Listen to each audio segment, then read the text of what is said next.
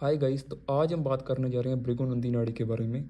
तो किसी भी चार्ट को कैसे पढ़ना है उसको मैंने 5 स्टेप में बांट दिया है। तो स्टेप 1 से हम सीखेंगे कि किसी भी चार्ट को कैसे पढ़ना है, कैसे उसकी प्रिडिक्शन देनी है और कैसे उसका सारा एनालाइजेशन या टाइमिंग ऑफ इवेंट करना है।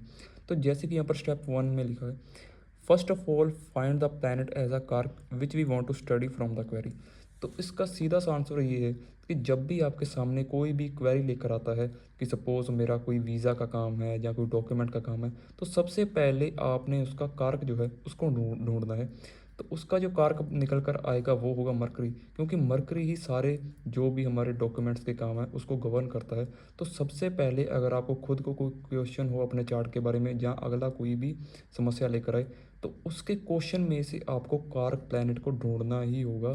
तो चाहे वो अगर वो काम को लेकर आएगा तो सैटर्न, अगर पैसे का कोई सवाल होगा तो वीनस। तो सबसे पहले आपने जो कारक है उसको आइडेंटिफाई करना है।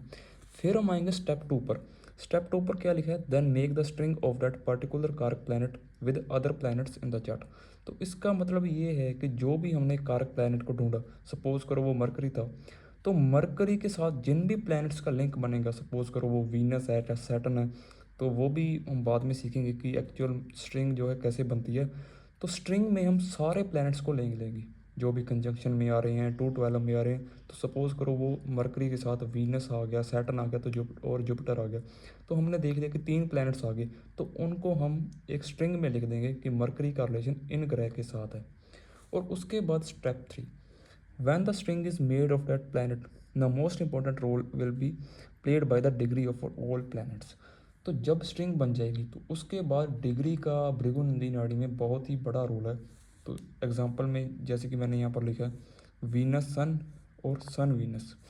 तो यहाँ पर अपने डिग्रीज को नोट करना है कि अगर किसी का सूर्य और वीनस एक साथ एक राशि में बैठे हैं, तो उनको अपने वीनस सन कह मतलब इसको कहना है या सूर्य वीनस कहना है, क्योंकि वीनस सन में और सन वीनस में सारी प्रोडिक्शन बदल जाएगी।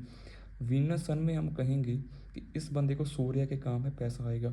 पर सन वीनस में अगर हम बात करें कि पैसा कहाँ से आएगा, तो सूर्य के काम में इतना ज़्यादा पैसा नहीं आएगा, क्योंकि सूर्य के काम में उस बंदे को स्ट्रगल करनी पड़ेगी वीनस तक पहुँचने के लिए। यहाँ पर थोड़ा सा एरर है, यहाँ पर 21 डिग्री आना चाहिए था। तो सबसे पहले हमने जब स्ट्रिंग बनाई उसके बाद हमने डिग्रीज का बहुत ही एक बारीकी से नोट करना पड़ेगा कि डिग्री में कौन सा प्लैनेट आगे है और कौन सा पीछे है। तो उसके बाद हम आएंगे स्टेप 4 पर। When we read a chart, then we study the promises which are made, and after we will study transit of a planet, which will deliver the results on a particular time known as timing of events। तो इसका मतलब ये है कि सबसे पहले हमने जो चार्ट है उसके जो प्रोमिस है उनको पढ़ना पड़ेगा कि प्रोमिस में ये बंदा क्या लिख रहा है। सपोज करो किसी का सैटर्न वीनस का कॉम्बिनेशन है, तो सैटर्न प्रोफेशन है, वीनस पैसा है, तो उसको प्रॉमिस है जो भी काम ये बंदा करेगा इसको पैसा आएगा ही आएगा। पर एक्चुअल में कब आएगा वो ट्रांजिट बताएगा कि सैटर्न का ट्रांजिट या जुपिटर का ट्रांजिट उस कॉम्बिनेशन को कब एक्टिव करेगा। तो ट्रांजिट में हम उस चीज़ को पढ़ेंगे, और भी चीज़ें हैं जैसे कि प्रोग्रेशन है। तो टाइमिंग ऑफ इवेंट बाद का पार्ट है, सबसे पहले हम प्रोमिस को रीड करेंगे, और जो टाइमिंग ऑफ इवेंट है वो थोड़ा सा बाद का पार्ट रह जाएगा, जिसमें हम सारा ट्रांजिट देखेंगे या जो भी प्रोग्रेशन के जो भी चीज़ें हैं। उसके बाद आएगा step 5। Finally when we study all the things, then we want to identify yoga which is good or bad. In case of good yoga we will give strength to it, and in case of bad we will align with positive karmas to reduce the bad effects and give us miraculous good results। तो इसका सीधा सा मतलब ये है कि सबसे पहले अपना आइडेंटिफाई कर लो कि मेरी कुंडली में सपोज करो 4 मैलेफिक योग हैं और 2-3 पॉजिटिव योग हैं। तो सबसे पहले हमें क्या करना है कि जो मैलेफिक योग होंगे, जो आपको सपोज करो बॉडी हम पहुँच जा सकते हैं, सपोज करो किसी का मार्स राहु है, मार्स राहु के केस में आपका एक्सीडेंट वगैरह हो सकता है, तो वो एक्सीडेंट ना हो हमें पॉजिटिव कर्मा करना पड़ेगा। जैसे कि जिम्नेजियम ये बंदा करे, जिम बहुत अच्छी रेमेडी होती है मार्स राहु की, अपने आप को फिजिकल एक्टिविटीज़ में इन्वॉल्व करे, क्योंकि जब मार्स राहु के ऊपर जुपिटर का ट्रांजिट होगा तो इस बंदे के साथ जहाँ तो बहुत बड़ी कोई दुर्घटना होगी। और अगर ये बंदा कुछ भी अच्छा कर रहा है तो वो दुर्घटना ना होकर इस बंदे को बहुत ही एक अच्छा फिजिकल एक्टिविटीज़ में इन्वॉल्व रखेगा, और क्या पता ये कोई कंपटीशन भी जीत जाए। और जब भी हम अच्छे ग्रह को स्टडी करेंगे तो सबसे अच्छा मतलब अच्छे योग को स्टडी करेंगे, उनमें सपोज करो सैटर्न वीनस बहुत अच्छा योग है, जुपिटर सन बेस्ट योग है।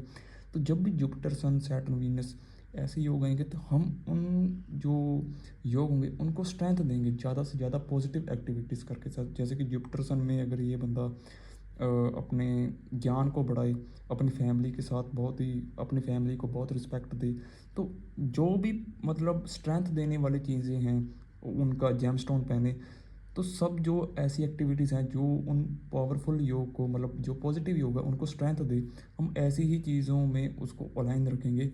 तो ये जो बेसिक से स्टेप यहाँ पर है 5, तो ये एक इंट्रोडक्शन थी।